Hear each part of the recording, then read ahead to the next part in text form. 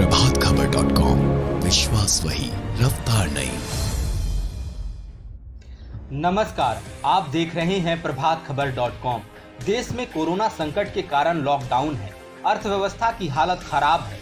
एक दिन पहले पीएम मोदी ने देश के नाम संबोधन में 20 लाख करोड़ रुपए के आर्थिक पैकेज की घोषणा की थी। बुधवार को केंद्रीय वित्त मंत्री निर्मला सीतारमण ने प्रेस कॉन्फ्रेंस के दौरान राहत पैकेज को लेकर विस्तार से जानकारी दी। प्रेस कॉन्फ्रेंस के दौरान निर्मला सीतारमण ने 20 लाख करोड़ रुपए के पैकेज को पीएम मोदी के आत्मनिर्भर भारत के मूल मंत्र से जोड़ा। बुधवार को 6 लाख करोड़ रुपए की घोषणाएं करते हुए वित्त मंत्री ने भरोसा दिया कि सभी कदम भारत को आत्मनिर्भर बनाने के लिए उठाए जा रहे हैं। निर्मला सीतारमण ने बताया कि देश के 41 करोड़ जनधन खातों में सीधे मदद दी गई। एमएसएमई के लिए 6 बड़ी घोषणाएं की। इन्हें लोन में राहत दी जाएगी। एमएसएमई उद्योगों को 3 लाख करोड़ रुपए का लोन बिना किसी तरह की गारंटी के मिलेगा। 4 साल का समय दिया जाएगा। पहले 1 साल उन्हें मूलधन भी नहीं चुकाना होगा। जो उद्योग अच्छा कर रहे हैं और आगे बढ़ना चाहते हैं, उनके लिए 50,000 करोड़ रुपए के फंड्स ऑफ फंड का प्रावधान किया गया है। संकट में फंसे एमएसएमई के लिए 20,000 करोड़ रुपए का प्रावधान किया गया है। इससे 2 लाख कुटीर उद्योगों को लाभ मिलेगा। प्रेस कॉन्फ्रेंस के दौरान वित्त मंत्री निर्मला सीतारमण ने जिक्र किया कि पीएम मोदी ने 5 आधार स्तंभ बनाए हैं। हमारा ध्यान लैंड, लेबर, लिक्विडिटी और लॉ पर होगा। स्थानीय ब्रांड को दुनिया में पहचान दिलानी है।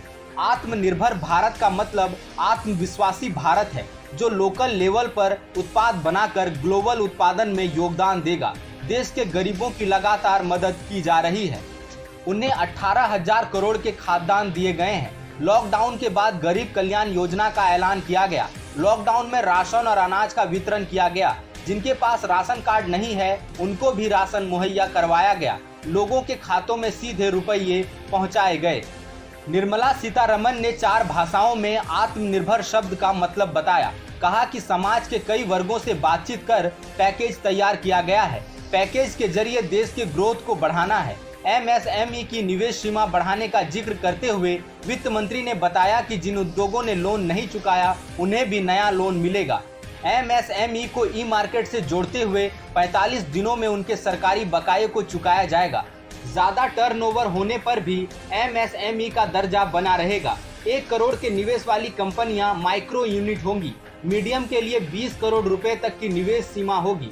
हर तरह के सेक्टर में लगी एमएसएमई को योजना से फायदा होगा। 10 करोड़ निवेश या 50 करोड़ टर्नओवर पर छोटे उद्योग का दर्जा मिलेगा। खास बात ये रही कि वित्त मंत्री ने ऐलान किया कि 15,000 से कम वेतन वालों का ईपीएफ सरकार देगी। कंपनियां 12 की बजाय 10% ईपीएफ जमा करेगी। सैलरी का 24% सरकार देगी। 45,000 करोड़ की पहले से चल रही योजना का विस्तार होगा। आंशिक ऋण गारंटी योजना को बढ़ाया जाएगा। इसमें AA या इससे भी कम रेटिंग वाले एनबीएफसी को भी कर्ज मिलेगा। हाउसिंग प्रोजेक्ट के लिए राहत को जोड़ते हुए फंड देने की बात कही गई। 30,000 करोड़ के स्पेशल लिक्विडिटी स्कीम का भी ऐलान किया गया। गैर बैंकिंग कंपनियों को मदद देने की बात भी कही गई। पब्लिक लिमिटेड कंपनियों को फायदे को कंज्यूमर तक पहुंचाने के निर्देश दिए गए। बिजली कंपनियों के नकदी से जूझने की बात करते हुए वित्त मंत्री ने कहा कि उत्पादन और वितरण करने वाली कंपनियों के लिए 90,000 करोड़ रुपए का प्रावधान किया जा रहा है, जबकि सभी सरकारी एजेंसियां जैसे रेलवे, हाईवे आदि के ठेकेदारों को 6 महीने तक के लिए राहत दी जाएगी। कंस्ट्रक्शन कंपनियों को 6 महीने का वक्त दिया गया। बिल्डर्स को मकान पूरा करने के लिए मोहलत मिलेगी। रियल एस्टेट कंपनियों को रेरा से राहत दी गई है। निर्मला सीतारमण ने बताया कि मौजूदा टीडीएस और टीडीएस दरों में 25% कटौती की जा रही है। ये कटौती गुरुवार से लागू होगी। इसमें 50,000 करोड़ की धनराशि लोगों को उपलब्ध होगी। ये कटौती 31 मार्च 2021 तक लागू रहेगी। आयकर रिटर्न दाखिल करने की तारीख 30 नवंबर 2020 होगी। बताते चलें कि कोरोना संकट के कारण देश में जारी लॉकडाउन के बीच लगातार राहत का ऐलान किया जा रहा है।